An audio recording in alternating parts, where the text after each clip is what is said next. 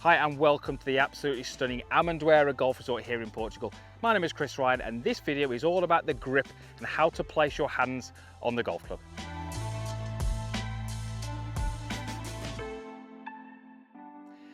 So thank you for joining me here at the fantastic Amendoeira Resort in Portugal. I've been here hosting a golf school and I've just stayed on to do some videos, hopefully helping you play some better golf on this, as you can see, fantastic facility behind me. So today's topic is how to grip the golf club. Something we can all agree on is that to play golf, you have to have your hands on the golf club. You have to place them on there in some way. Now, placing your hands on the golf club in a certain way is not a fundamental to playing good golf. If we just look at the best players in the world, we will see all sorts of different holds. We see interlocks, we see overlaps, we see double overlaps, we see baseballs, we see all different types of grips. However, what we're going to do in this video is go through how to grip the club. If I was coaching someone who is new to the game, so someone came to a lesson, never played golf before, we would need to tell them how to place the hands on the golf club. If you are in the camp where this is not how you place your hands on the golf club, I don't want you to straight away go and change that. It needs to affect the ball flight in a positive way. But if you're new to the game, you're looking to, maybe get a better understanding of how to place your hands on the golf club, hopefully this video will help. So I have got in my hands, I've got a 5-iron, but if I was making a full swing, then this is how I'd place my hands on right through my golf bag for every club. So we're going to first of all start with the lead hand and how that is placed on. We're then going to move on to the trail hand. So the first thing we need to do is we need to make sure that the grip of the golf club is running very much through the base of the fingers of my lead hand. So if I was to place the club in behind the ball and I just offer my left hand to the golf club, you can see how it's very much through the base of the fingers. Notice how my fingers are pointing down towards my knees. Once I've got my hand in this position, I want to wrap my fingers around. So straight away, I'm feeling that golf club is being held very much in the fingers.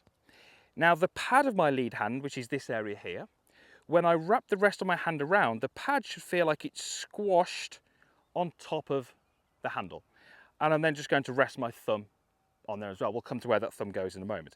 So I'm now feeling that I'm holding it very much in my fingers and the pad of the hand is being squashed on top of the grip.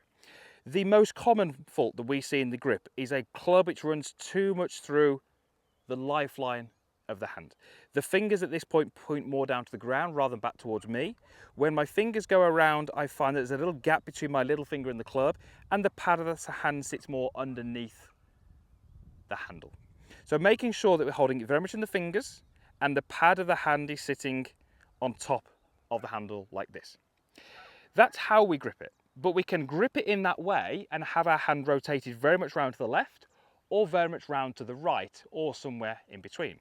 So this is one of my most favourite drills for the grip. I've done this numerous times, so apologies if you've seen this before. You're going to take a T-peg.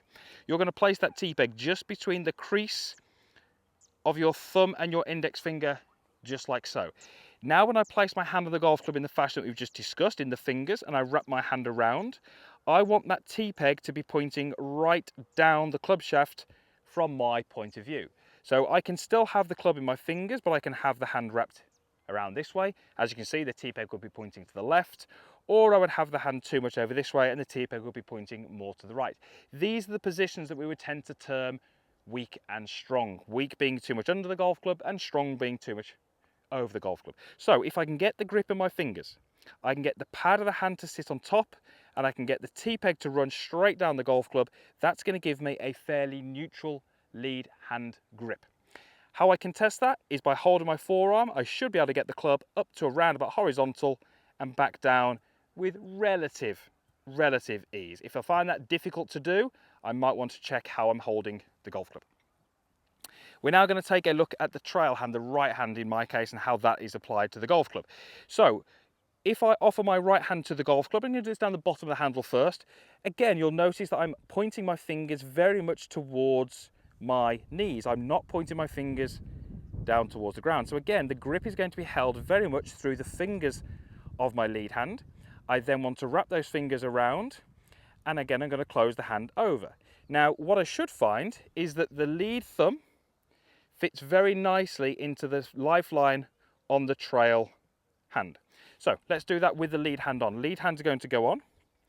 trail hand is going to go to the side, very much in the fingers. Fingers go around, I slide the hand up, and I'm going to wrap it around so it fits nice and snug over my left hand. Again, if I feel what that's like in my right hand, I feel it very much in the fingers, not really through the palm of the hand. The most common problem we see here is a grip which is held very much in the palm. The hand is too much underneath the golf club. And I feel that's very much through the lifeline of my hand. The T-peg drill, we can use that again for this right hand. So in there, left hand goes on, and as I apply my right hand, again, I can feel as if the T-peg is running pretty much straight down towards the club head. It's never to the right, it's never to the left. So that little T-peg drill will work for both of your hands.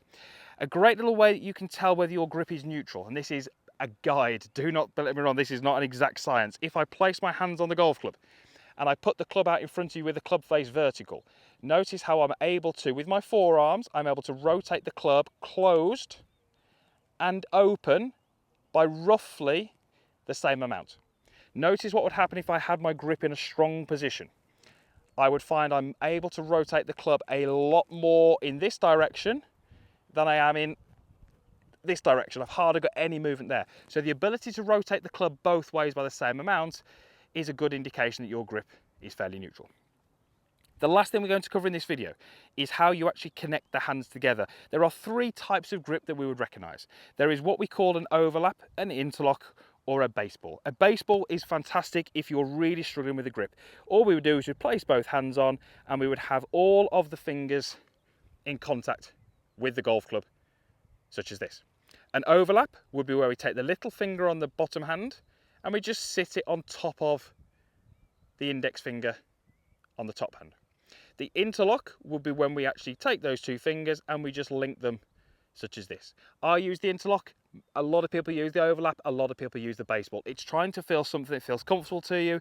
The trouble is, if you're newer to the game, you'll probably find that neither of those three feel comfortable at all. But try and find one that you feel a little bit easier for your hands to be applied on. If you feel that you've got bigger hands, the overlap is often good. If you've got smaller hands, the interlock is good or the baseball is good. Use that as a guide and you probably won't go too far wrong. So getting a neutral golf grip is fantastic for helping get a very neutral club face. And the neutral club face is a good way to hit straight shots out on the golf course. If your grip is not neutral, doesn't mean you can't play golf, but it may well mean that you're going to play with some curve, left to right to left, whatever it may be. So hopefully that helps you, gives you an idea on how to place your hands on the golf club. Let's see if I can apply all those bits of information. You'll notice that when I place my hands on the golf club now, it's fairly quick and I don't really have to think too much about it.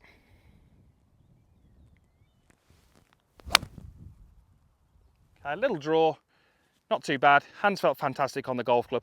But if you're struggling with the grip, there hopefully is some information there which is going to help you. If you can get a nice neutral grip, as I said, we can control the club face and hopefully get you hitting some better shots. Thank you for watching. Huge thanks to Arden for letting me have access to the facilities. I'm sure you'll agree, it looks superb. And as I said at the start, if you are in the area looking to play golf somewhere, this is definitely a place to check out. The two courses over there are absolutely top notch. Thank you to you again for watching. Usual stuff is down below, comments box, like button, and there is also a button over here which will allow you to become a free subscriber to the channel. Would love to have you along for the journey. Thanks for watching. We'll see you back here again soon.